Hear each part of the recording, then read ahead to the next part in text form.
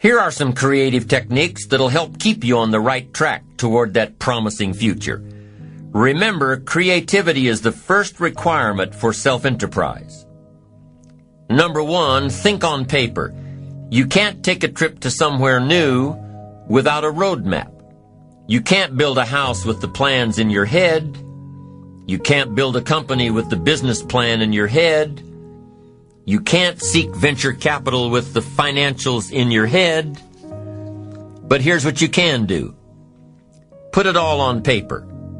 Your roadmap, your blueprints, your business plan, your financial projections.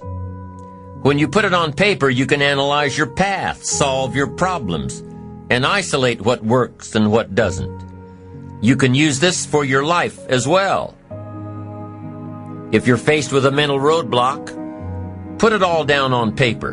When you put a problem on paper, you take the emotion out of it.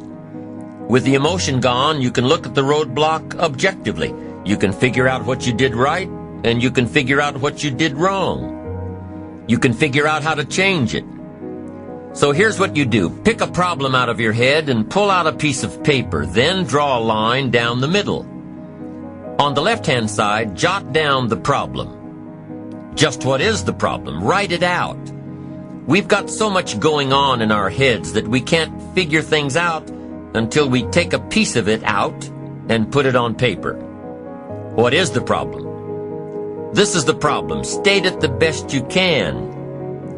The doctor says, "Oh, you look good. Come and see me in a year." And you say, "No, doc, I'm hurting here." He says, "No, that's negative. Just be positive." No, we've got some negative stuff we need to deal with. So what is the problem? State the problem. Write it down. Now on the other side of this paper, you put the answers or the solutions. And I've got 3 questions to ask in order to find the answers. And by the way, these 3 questions can be used to solve almost any problem. Here they are. The first question you need to write down is this: what can I do? What can I do? Because you don't want to go any further than that if you can solve it yourself. What can I do? Then what you do is develop working papers. You start jotting down. I could do number 1. I could do number 2. I could do number 3. Here's some alternatives. Then you start analyzing them. Let's see, number 3. No, that one would take too long. I haven't got that much time. Okay, number 2, not sure. Okay, let's look at number 1. Maybe this is my best one, the one I thought of first. Now, if that won't work, here's number 2. What could I read? Maybe there's a book on my problem. Somebody spent a lifetime trying to figure out this problem. Maybe it's written out in concise language somewhere to give you the instant benefit of someone's advice. You don't need to reinvent the wheel. Do your homework and find the solution. And then you start developing some working papers on what you're reading. Book number 1, this guy's crazy. Book number 2, this guy's too shallow. Book number 3, this guy's got some interesting things to say about this problem. I'm telling you, if you want to solve a problem, the best questions to ask are, number 1, what could I do? And number 2, what could I read?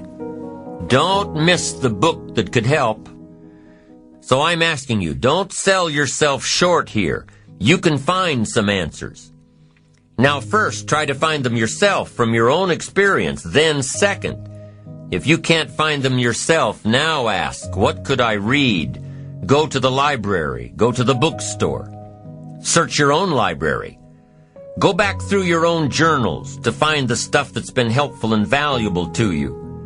And see if maybe you've made some notes that could be helpful in your situation. Now, if that doesn't work, then ask question number 3. And question number 3 is, who could I ask? Now, guess what you're prepared with when you ask somebody to help you? You've got your working papers to show them. You say, you know, I've got my working papers. I've tried my best to figure it out myself. And that finally left me short. Here are some of the books I've read. I've researched this material and I'm still short. Now could I possibly ask you, and could you possibly help me? You can't believe how willing somebody will be to help you if, first of all, they've gotten the idea that you were willing to help yourself. So if you've got a problem, pull it out of your head and put it down on paper. Then ask yourself, what can I do? And if that doesn't work, ask yourself, what can I read? And if after researching all you can, you still can't come up with the answer, ask yourself, who can I find to help me? I promise you, if you try these ideas and ask these questions, when you've got a problem, you'll be able to solve about anything that gets in your way.